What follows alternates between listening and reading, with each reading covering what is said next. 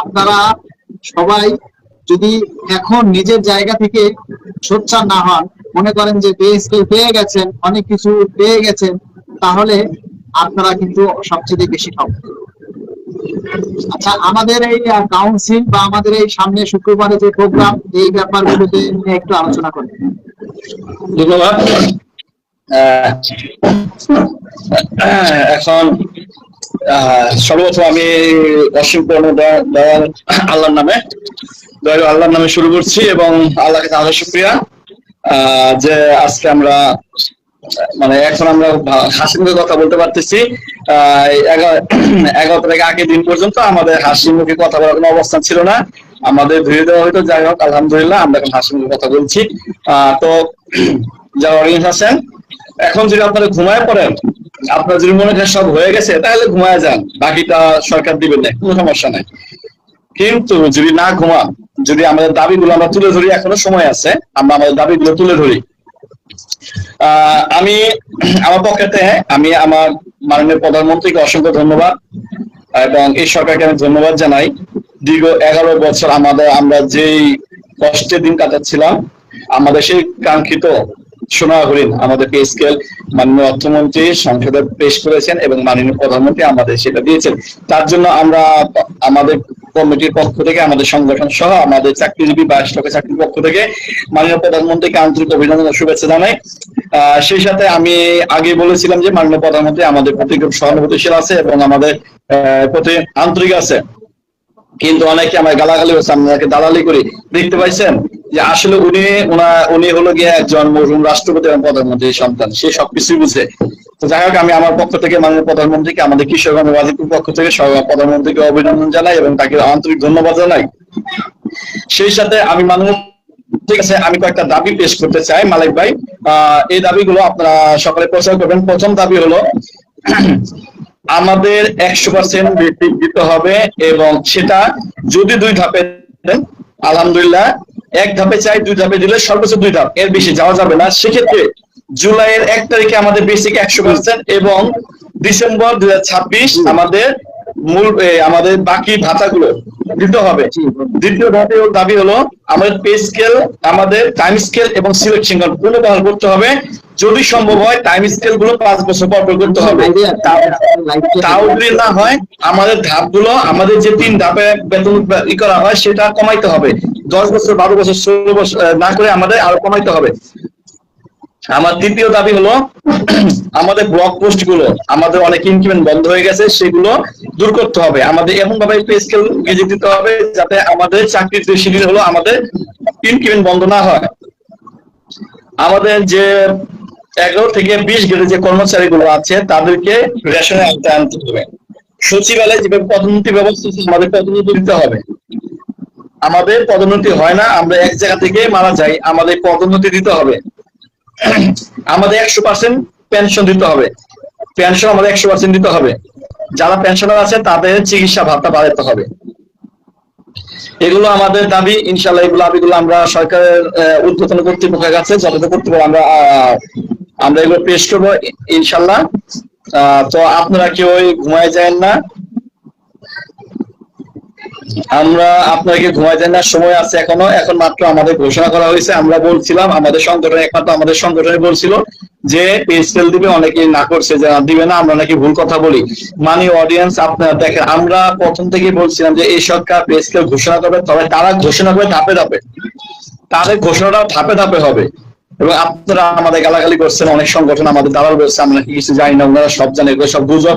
দেখেন এগুলো ঘটনাই ঘটছে, তার ধাপে ধাপে ঘোষণা করছে, গেজেট করে নেয়। এখন আমরা আমাদের আন্দোলন, আমাদের শান্তিপূর্ণ যে পরিবেশ, সেভাবে আমরা আমাদের এই ধাপগুলো কিন্তু কমায় আনা যায় সেই জন্য চেষ্টা করব। এখানে যারা এই আমাদের সাথে লাইভে যুক্ত আছেন, আমি তাদের উদ্দেশ্যে বলি, আমরা আমাদের কাউন্সিল শুরু করব, আমাদের কেন্দ্রীয় কমিটি কাউন্সিল। সেই সাথে আমরা সারা বাংলাদেশে প্রত্যেকটা জেলা এবং বিভাগে, উপজেলায় আমরা আমাদের কমিটি দিব। আপনারা দেখতে পাচ্ছেন যে বাংলাদেশ সরকারি কর্মকর্তা কর্মচারী কল্যাণ সমিতি একটা অরাজনৈতিক এবং মানবিক সংগঠন। আমাদের লক্ষ্য উদ্দেশ্য হলো গিয়ে বাংলাদেশের প্রত্যেকটা কর্মচারী এবং কর্মকর্তা বিপদে আপদে তাদের পাশে ছায়ার মতো থাকা, যে কোনো সমস্যা তাদের পক্ষে কথা বলা। আমরা যা শুনি, আমাদের কাছে যে খবর আসে, আমরা ভাই আপনাদের সেটা দেই, এটাই আমাদের কাজ। এই সরকার আসার পর থেকে কোনো সংগঠন কোনো ধরনের কর্মসূচি দেয় নাই, তারা শুধু আমাদের ভুলই রয়েছে। আপনারা দেখতে পাচ্ছেন লাস্ট সময়ে তারা কয়েকটা সংবাদ সম্মেলন দিয়েছে, আমরা প্রথম থেকে ছিলাম। এবং আজকে যখন আমাদের পে স্কেলের সংসদ উপস্থাপন হয়েছে, পরদিন থেকে আমরা আবার আমাদের দাবি জানাচ্ছি যে আমরা যে দাবিগুলো চাচ্ছি, আমাদের যে দাবিগুলো হলে আমরা বাঁচতে পারবো, সেই দাবিগুলো আমরা আবার শুরু করছি। হয়তো অনেকে এখন আমাদের ভিউ ব্যবসায়ী বলতে পারেন, ভিউ ব্যবসা না হলে এতটুকু হতো না। আমাদের কাউন্সিলে আমাদের কিছু অ্যাক্টিভ সদস্য দরকার, যারা নিঃস্বার্থভাবে কাজ করবেন, যারা কর্মচারী ভাইদের পক্ষে কাজ করবেন, যাদের কোনো স্বার্থ থাকবে না, মানবিকভাবে কাজ করবেন, যারা অ্যাক্টিভ থাকবেন। কম আপনার সংগঠন ঢুকছেন, ঢুকার মধ্যে এটা হবে না। আমরা কিছু অ্যাক্টিভ সদস্য নিব এবং সারা বাংলাদেশে প্রত্যেকটা জেলা উপজেলা আমরা কমিটি করবো। আপনি আমাদের সারা দেন, ইনশাল্লাহ আমরা এই সংগঠনের মাধ্যমে বাংলাদেশে প্রত্যেকটা কর্মচারীর পাশে আমরা ছায়ার মতো থাকতে চাই, ছাতার মতো থাকতে চাই। আপনারা যদি প্রত্যেকটা উপজেলা একটা করে কমিটি করেন, উপজেলা প্রত্যেকটা চাকরিজীবী যারা আছে তারা অনেকে অসুস্থ হয়, টাকার জন্য চিকিৎসা করতে পারে না, অনেকেই অনেক ধরনের বিপদে পড়ে। তো আপনারা যদি কমিটি প্রত্যেকটা উপজেলায় করেন, সেক্ষেত্রে আপনারা যদি আমাদের বলেন, ইনশাল্লাহ আমরা সারা বাংলাদেশ থেকে একটা তাকে সাহায্য করার জন্য যতটুকু করা দরকার আমাদের পক্ষ থেকে ইনশাল্লাহ আমরা করব। এবং এই শপথ নিয়ে আমরা এই সংগঠন শুরু করেছি। আমাদের সংগঠনের উদ্দেশ্য সৎ এবং আমাদের চাওয়া পাওয়া সৎ। আমরা আমাদের মধ্যে কোনো লোভ নাই, কোনো লালসা নাই, আমরা কোনো কিছু চাই না, আমরা চাই মানুষের কাজ করতে। যদি কোনো মানবিক ব্যক্তি থাকেন যারা এই কাজগুলো করেন, তারা আমাদের সাথে আসেন। হ্যাঁ, আর মনে রাখবেন যে এই ফেসবুকই হলো আমাদের যোগাযোগের উত্তম মাধ্যম। আপনারা আপনাদের কমেন্ট পেজ থেকে বা আপনাদের যে ফেসবুকের প্রোফাইল আছে, এখান থেকে একটা কমেন্ট করেন। আমি যে দাবিগুলো বলছি, যদি এগুলো আপনাদের যৌক্তিক মনে হয়, সবাই এগুলো ছাড়েন, যাতে এটা ঊর্ধ্বতন কর্তৃপক্ষ যারা নীতি নির্ধারক তাদের কাছে পর্যন্ত পৌঁছায়। এবং আশা করি এর মাধ্যমে আপনি আপনার দাবিটা আদায় করতে পারবেন। যদি এখন আপনারা ঘুমায় যান ভাই, তাহলে আর হবে না। গত বাজেট ঘোষণার আগে হয়তো আপনারা ঘুমাইছেন, আপনার দ্বিধাদ্বন্দ্ব ছিল দিবে কি দিবে না, শুধু বলে লাভ নাই। কিন্তু এখন আপনারা শিওর হয়েছেন দিবে, যেহেতু ধাপে ধাপে বলছে, সেহেতু আমি যে ধাপের কথাগুলো বলছি, আমি যে আমাদের দাবির কথাগুলো বলছি, যদি মনে হয় এগুলো আপনাদের দাবি, যদি মনে হয় যে এগুলো আপনাদের প্রয়োজন, তাহলে আপনারা শান্তিপূর্ণভাবে সরকারকে এটা জানান। প্রত্যেকটা উপজেলায় একটা করে মিটিং করেন, আপনারা সবাই মিলে মিটিং করে মাননীয় প্রধানমন্ত্রীকে ধন্যবাদ জানান যে আপনাদের একটা পেজের ব্যবস্থা করে দিয়েছেন। প্রত্যেকটা জেলায় আপনারা একটা মিটিং করেন, প্রধানমন্ত্রীকে ধন্যবাদ জানান এবং সেই সাথে আপনারা আপনাদের যে দাবি আছে শান্তিপূর্ণভাবে প্রধানমন্ত্রীর দৃষ্টি আকর্ষণ করেন। যদি আপনার দাবিগুলো কার্যকর, আলহামদুলিল্লাহ।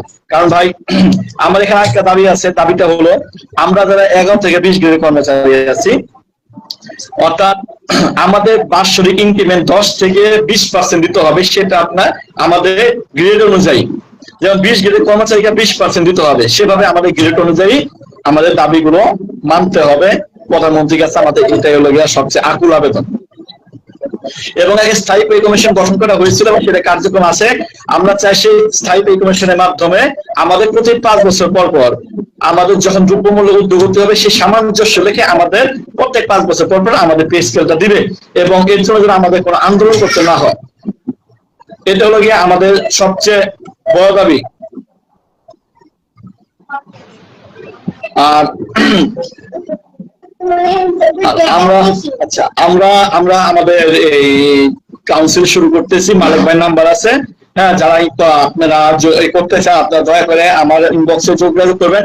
আগামী শুক্রবার 19 তারিখ জাতীয় প্রেস ক্লাবে আমরা একটা সংবাদ সম্মেলন দেখেছি। সেখানে আমরা মাননীয় প্রধানমন্ত্রীকে ধন্যবাদ জানাবো এবং আমাদের কিছু দাবি দেওয়া আছে, শান্তিপূর্ণ ভাবে আমরা মাননীয় প্রধানমন্ত্রীর কাছে জানাবো। আমরা আগে বলেছিলাম যে আমরা কোন আন্দোলনে বিশ্বাস করি না, আমরা রাজপথ বিশ্বাস করি না, আমরা বিশ্বাস করি গণতন্ত্র। আমি সবসময় বলি, আমরা বাংলাদেশ গণপ্রজাতন্ত্রী বাংলাদেশ সরকারের সামান্য কর্মচারী। আমরা এই বাংলাদেশের প্রতি, দেশের প্রতি, দেশের মানুষের প্রতি আমাদের একটা দায়বদ্ধতা আছে, সরকারেরও আছে। তাই আমি সবসময় বলেছি যে আপনার শান্তিপূর্ণ কর্মসূচি দেন, এই সরকার এটা দিবেই। এবং আমি গত 16 তারিখে আমার একটা বক্তৃতায় বলেছিলাম যে মাননীয় প্রধানমন্ত্রী আমাদের প্রতি নমনীয় আছেন এবং সে আমাদের পে স্কেল দিবে, এটা আমার বিশ্বাস। আমাকে অনেক গালাগালি করছেন, আমাকে অনেক দালাল করছেন যে এটা হবে না, ইনশাল্লাহ দেখেন সে ফল পাইছেন। মানে মাননীয় প্রধানমন্ত্রী আমাদের প্রতি আন্তরিক আছে, এটা আমাদের খবর না, এটা আমরা জানি। এবং সেই সাথে আমরা এটাও জানি যে আমাদের কোনো দাবি যদি আমরা করি, কর্মচারীরা কোন দাবি করলে মাননীয় প্রধানমন্ত্রী সেই দাবিটা শুনে এবং সে কর্মচারী বান্ধব। এবং মনে রাখবেন যে মাননীয় প্রধানমন্ত্রী তারেক রহমানের বাবা ছিল একজন সেনাবাহিনীর মেজর, তিনি একজন চাকরিজীবী পরিবারের সন্তান। এটা আপনার মনে হয় আমাদের কষ্টগুলো সে বুঝে, উনি বুঝে, সেহেতু যেহেতু উনি আমাদের কষ্টগুলো বুঝে, সেহেতু আপনারা শান্তিপূর্ণ আপনার দাবি চান, ইনশাল্লাহ আশা করি আমরা এই দাবিগুলো এটা যেমন মানছে এগুলো মানতে বাধ্য হবে। আমরা কোনো গুজব ছড়াবো না, আমরা কোনো হুঙ্কার দিব না, হুঙ্কার দিয়ে লাভ নেই। আমাদের প্রতি সহানুভূতি ছিল, আছে, যেহেতু আমাদের প্রতি সহানুভূতি ছিল, আছে, সেহেতু আমরা চাই যে শান্তিপূর্ণ ভাবে আমরা আমাদের বাকি দাবিগুলো ইনশাল্লাহ বাস্তবায়ন করব। যে দাবিগুলো আমি বলছি, যদি আপনার সঙ্গে আপনার কাছে মনে হয় যে যুক্তিযুক্ত, তাহলে এগুলো প্রচার করবেন, প্রচারই প্রসার। আর আমাদের অনেক মিডিয়াকে গালাগালি করছে, অনেকে মিডিয়া গুজব এটা সেটা। দেখেন মিডিয়া হলো গিয়ে তারাও একটা খবর শুনে শোনার পর সেগুলো প্রচার করে। দয়া করে মিডিয়ার বিপক্ষে যাবেন না, ওনারা আছে দেখে আমরা আসলে এখানে আসতে পারছি। আমাদের এই পেজকে বাস্তবায়নের পক্ষে আমাদের যে মিডিয়াগুলো কাজ করে, তার মধ্যে সোনালী নিউজ ওনারা সবসময় আমাদের পক্ষে কাজ করছে, 71 টেলিভিশন এখানেও আমাদের পক্ষে কাজ করছিল সবসময়। যেটা আপনারা যাই বলেন না বলেন, এরা আমাদের পক্ষে সবসময় কাজ করছে। আমি দেখছি আমরা যে কোনো প্রোগ্রাম করলে 71 দৌড়ে গেছে এবং তারা এইগুলো নিউজ কভার করছে। এবং আমাদের যে সোনালী নিউজ আছে, তারপর অনলাইন কিছু পত্রিকা আছে, তারা আমাদের নিউজ গুলো সবসময় কভার করছে। এর কারণে হয়তো আমরা আবির্ভূত রয়েছি। তো আমাদের কাউন্সিল আগামীতে আমাদের কাউন্সিল হবে, আশা করি জুলাইয়ের ফার্স্ট উইকে হইতে পারে। মালিক ভাই সেটা ভালো জানবে। আমরা সারা বাংলাদেশ থেকে প্রত্যেকটা জেলা থেকে একজন লোক চাই যে অ্যাক্টিভ আছেন এবং যে কাজ করে মানবিক আছেন। ভাই অ্যাক্টিভ মানে মানবিক থাকতে হবে। আপনার পাশে কর্মচারী একজন ঢুকে মারা যাবে, আপনি চুপ করে বসে থাকতে হবে না। ভাই আমরা আগামী শুক্রবার আমাদের যে প্রেস ক্লাবে আমাদের যে সংবাদ সম্মেলন হবে, এই সংবাদ সম্মেলন বা এই দাবি কিন্তু আপনাদের সকলের পক্ষ থেকে আমরা এই দাবি সরকারকে জানানোর জন্য, যাতে দ্রুত মূল বেতন সহ বাস্তবায়ন সহ প্রজ্ঞাপন জারি করা হয়, সেই লক্ষ্যে আজকে আমরা জাতীয় প্রেস ক্লাবে হল বুকিং করেছি। হলের শুধু হলের ভাড়াই আছে 12,000 টাকা। আমরা সেই চিঠিটা মানে যে স্লিপ, হল বুকিং এর স্লিপ, সেটাও আমরা আপনাদের সামনে তুলে ধরেছি।